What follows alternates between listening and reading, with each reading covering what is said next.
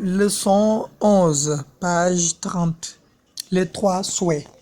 mooy ñetti yéene ya. Il était une fois un paysan et une paysanne qui menaient une vie misérable. nee na amoon na benn yoon un paysan ak nitu àll maanaam ab kaw-kaw li ñu mën a woowe ab kaw-kaw wala ab baykat parce que li différents paysans ak agriculteur mooy kële moo gën a am doole. paysan mooy ki nga xam day bay rek ci toolu àll yi noonu mbay mu ndaw mooy la production familiale. ak ki nga xam ne agriculteur nag mooy ki nga xam ne mbay moom solo di bay tracteur ak yu mel noonu. kon un paysan mooy ab baykat ab kaw-kaw. ab baykat est une paysanne ko baykat bu jigéen qui menait une vie misérable ñoo xam ne ñoo doon amal dund goo xam ne dund gu ci ñàkk gu métti lañ nekkoon. dund gu ñàkk gu métti mooy vie misérable. Malgré leur dur travail, ils ne pouvaient nourrir leurs nombreux enfants. nee na donte ñu ngi doon malgré donte seen liggéey bu métti boobu malgré leur dur travail seen liggéey bu diir boobu métti boobu ils ne pouvaient nourrir leurs nombreux enfants. mënuñu woon a dundal seen doom yu bari yooyu nombreux mooy bari enfant xam nañ ko.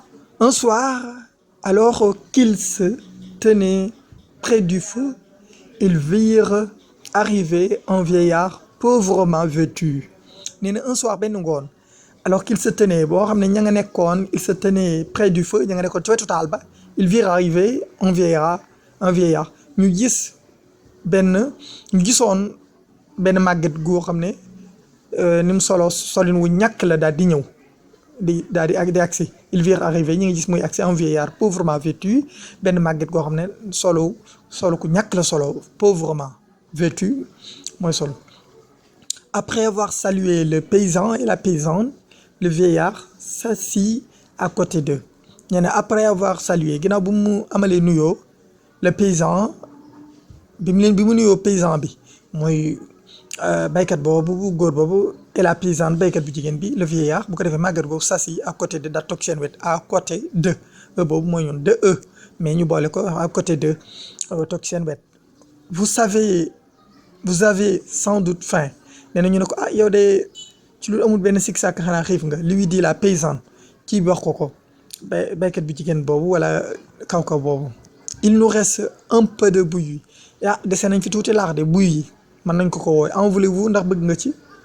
Le vieillard prit un peu de bouillie puis il se coucha dans un coin de la maison. nee na màgget googu daal di jël tuuti prit un peu de bouillie jël tuuti ci laax bi puis se coucha ginnaaw ba mu tëddoon dans un coin de la maison ci benn koñ ci kër gi. Le lendemain ci ëllëg le vieillard se leva de bon matin. màgget gi daal di jug ci suba teel. Il remercia le paysan et la paysanne mu daal di leen di sant ñoom ñaar baykat boobu bu góor bi ak bu jigéen bi. Vous m'avez reçu avec beaucoup de gentillesse. da ngeen maa dalal ci baax ak baax gu rëy avec beaucoup de gentillesse mooy ak baax. Recevoir mooy dalal nit. Vous m'avez reçu. Je suis le bon génie man maay junne ju baax ji naa ko woowee noonu. Pour vous récompenser je vous promets de vous accorder 3 choses que vous me demandez. nee na pour ma neexal leen pour vous récompenser pour ma neexal leen je vous promets dama leen di dig de vous accorder pour ma jox leen 3 choses ñetti mbir que vous me demandez ñetti mbir yoo xam ne bu ngeen ko laajee rek ma jox leen ko ñetti mbir yu ngeen ma laaj daal ma jox leen ko. Que pouvons-nous demander dit le paysan. lan lañ mën a demander mu ne tout ce que vous voudriez répond le bon génie. Mais faites bien attention, vous ne pouvez demander que 3 choses, pas une de plus. mu ne tout ce que vous voudrez lu ngeen di bëgg rek kay waaw lu ngeen bëgg rek kay mën nga laaj répond le bon génie bi tontu lool. Mais faites bien attention ne waaye def leen attention nag def leen ndànk. Vous ne pouvez demander que 3 choses mënu leen a laaj kay lu dul ñetti mbir 3 choses pas une de plus nee na du benn sax mënoo leen ko ca yokk. Ceci dit le vieillard s'en alla. nee na bi mu waxee loolu màgget gi daal di dem. Après quelques minutes de silence la paysanne s'écrie. nee na ginnaaw quelques minutes ginnaaw ay minutes yu néew yoo xam ne de silence la minutes yu noppi la paysanne s'écrie nee na baykat bu jigéen ba daal di wax je voudrais manger un bon méchoui ma daal méchoui bu neex laa bëgg a lekk. loolu la tànn moom. À peine a-t-elle prononcé ces paroles qu'un délicieux méchoui arrosé de sauce se pose devant eux. nee na daanaka rek la prononcé à peine a-t-elle daanaka rek bu mu prononcé bi mu tuddee paroles yooyu baat yooyu qu'un délicieux méchoui bi neex délicieux mooy lu neex arrosé de sauce boo xam ne dañ koo siim ak sauce se pose devant eux daa di taxaw ci seen kanam. Tout le monde se régale ñëpp lekk ba suur mais le paysan est mécontent mais béykat bu góor bi dafa mer kontaanut. Les enfants partis le paysan en colère dit à sa femme nee na xale yi dem béykat bu góor bu mer boobu béykat bu góor bi le paysan en colère kooku xam dafa mer dit à sa femme wax jabar ji ne ko pourquoi as-tu demandé un méchoui lu tax nga laaj ab méchoui. Nous aurions pu réclamer autre chose mën nañoo laaj meneen mbir. Et maintenant il ne nous reste que 2 souhaits maintenant léegi alaan il ne nous reste desewuñu que lu dul ñaari yéene ñaari mbir ñaari souhait. Je voudrais que tu portes sur la tête ce mouton durant toute ta vie. nee na ko fi ne nii nag dama bëgg nga yanu xar mi ci sa te bopp bi diirub li ngay dund lépp durant toute ta vie ndax mere gum ko mere moo tax mu wax ko loolu. À peine le paysan a-t-il dit cela qu'un mouton se pose sur la tête de la femme. nee na ci daanaka rek bi mu ko waxee daanaka bi mu waxee loolu a-t-il dit cela ci mu waxee loolu qu'un mouton ci la ab xar se pose sur la tête de la femme ab xar daal di wàcc ci bopp jigéen googu la femme. La paysanne hurle de désespoir nee na jigéen googu mooy béykat bu jigéen bi daal di yuuxu hurle de désespoir ci ñàkk yaakaar. Pourquoi as-tu dit cela lu tax nga wax loolu. Pourquoi as-tu fait cela lu tax nga def lii. Je suis très malheureuse man maa ngi nii am lu ma metti lool man maa ngi nii am njàqare lool maa ngi nii am musiba lool maa ngi nii nekk ci musiba lool je suis très malheureuse. Débarrasse-moi de ce mouton. dindil ma xar mi.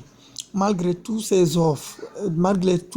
ces efforts le paysan ne peut enlever le mouton nee na donte effort am yu bari la def baykat bi le paysan baykat bu góor mënta enlever le mouton mooy mënu ko dindi. La paysanne se couche par terre nee na baykat bu jigéen boobu daal di tëdd ci suuf si. Le paysan tire de toutes ses forces nee na baykat bu góor bi xëcc ci doolem yépp rien à faire mais mënta def dara.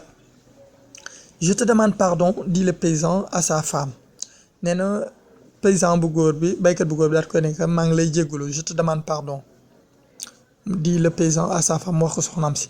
J'ai parlé comme un sot damaa wax comme ab dof comme ku xamul dara comme ku gàtt xel.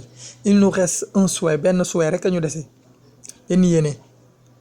Dis-moi ce que tu désires mu ne ko wax ma li nga bëgg. Une bague, un collier, de belles robes, une grande maison. Dis-moi ce que tu désires wax ma li nga désiré li ngay désiré li nga xamim. Une bague ab jaaro ab collier un collier de belles choses de belles robes ay robes yu rafet. Une grande maison kër gu rëy loo ci bëgg. Que veux-tu que je fasse? De bijoux et de belles robes avec ce mouton sur la tête. nee na lan nga bëgg ma def que je fasse boobu dafa nekk subjonctif moo tax verbe faire la ñu wax fasse. Que je fasse lan nga bëgg ma def ko ci takkaay yooyu de bijoux ci takkaay yooyu et de belles robes ak ci robe yi rafet yooyu avec un mouton sur la tête akum xar ci sama kaw bopp bi. Répond la paysanne baykat bi daal tontu lool baykat bi jigéen tontu lool. Tout le monde se moquera de moi ñëpp daañu may ñaawal. Eh bien répond le paysan yaa kon daa di tontu paysan bi baykat bu góor bi. Il ne me reste plus qu'à souhaiter que ce mouton disparaisse nee na kon desewuma lu dul daal di yéene bu ko defee xar moom daal di dem yoonam disparaisse daal di dem. Aussitôt le mouton disparut ci saasa rek mouton bi daal di dem disparaître. S'écrie la femme le bon génie s'est bien moqué de nous nee na junu jooju de vraiment foowe nañu moqué nañu. Non dit l'homme bi ne ko déedéet. Nous avons agi sans réfléchir nee na non ñun ñoo jëfee sans ñuy xalaat ñun ñoo jëf ba noppi sans ñu xalaat. Nous n'avons pas su profiter de la gentillesse de bon génie du bon génie nee na nous n'avons pas su nous ne xamuñu woon ni ñuy profiter ni ñuy jëfandikoo ni ñu doon jariñoo profiter de la gentillesse du bon génie ci baaxu junne ju baax jooju gentillesse mooy baaxam. Mooy expression difficile une vie misérable mooy une vie que l'on mène dans la plus totale pauvreté mooy dund gu ñuy amal ci ñàkk gi gën a rëy ñàkk gi gën a mat totale pauvreté. Un bon génie personnage invisible nee na mooy invisible personnage invisible mooy jëm joo xam ne ñu ko gis dans les contes ci léeb yeeg qui protège boo xam ne day wattu. Débarrasser mooy enlever libérer mooy dindi wala libérer